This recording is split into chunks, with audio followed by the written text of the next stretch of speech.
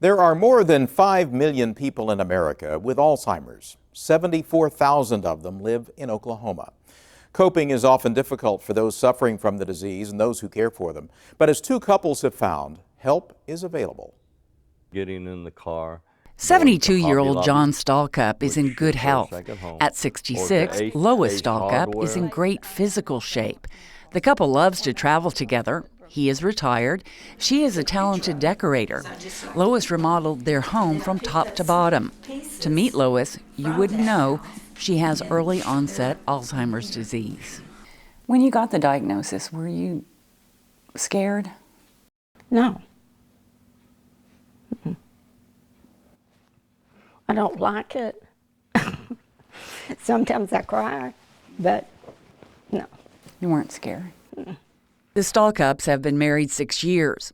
Not quite a year into their marriage, Lois recalls the day something was wrong with her memory. My best friend and I had made a date to go shopping.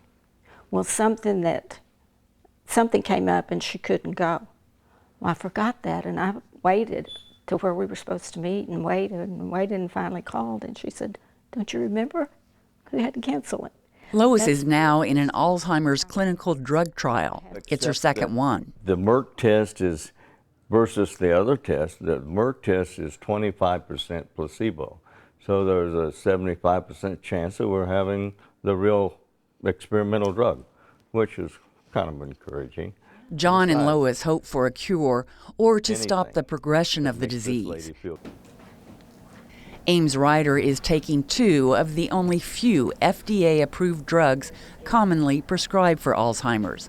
His wife, Jean, doesn't know whether it has helped him. Can you look over here at Liz? Yeah. Sure. Sure. Hi, Ames. She's a pretty lady. Can you tell me how old you are? I don't know. You don't know? He's 83. You're 83? You're in good physical shape. Just an old man. What did you do for a living? Oh, just very little. Before the disease, Ames was a cowboy who worked as a ranch manager. They married in 2003. He is a very kind and thoughtful and gentle man. And before all this happened, he was extremely articulate, loves people. In 2009, the signs of Ames' disease became apparent to Jean. It was having difficulty using the proper word in the proper place. Like calling the light table. I mean, very often it fit in the proper area, like it might be a window and a door. It wasn't like you'd say a door and a giraffe. Jean takes each day as it comes as the care for her husband increases. Toothbrushing, hair combing, and all that, it takes supervision. And sometimes he will have difficulty knowing which room I'm talking about to go to and that sort of thing. Ames is not as steady on his feet as he used to be. His dementia is described as moderate.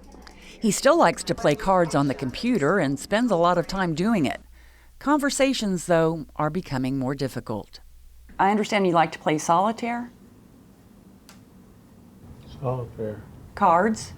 Back in Sadie's bedroom, on the desk, on the computer, and you play cards back there. Well, I guess I could. Jean says her stress level was pretty high until she sought help from the Alzheimer's Association. Time that I sensed that my stress was going down was when I became educated. It's very difficult when this first happens because I didn't know anything. I didn't know anybody who'd had this.